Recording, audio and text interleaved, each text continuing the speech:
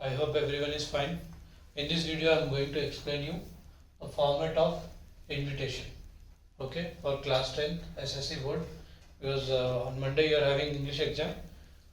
So in invitation format, first you need to write the school name, any school name, and if you want, you can even add the address like Boinpalli, Secunderabad, whatever it is, and put the full stop.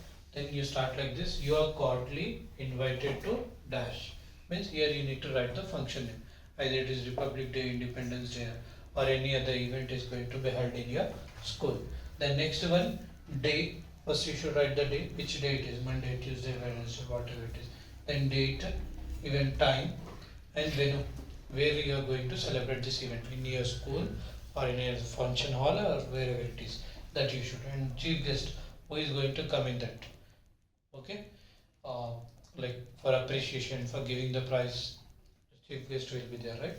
Then at last you need to write this sentence: your presence will be highly appreciated, or you can write all are welcome. And who is preparing this? Head boy or head girl, and write their name. I hope you have understand. If any doubt is there, please comment us. If you understand, like, subscribe and share our video. Thank you.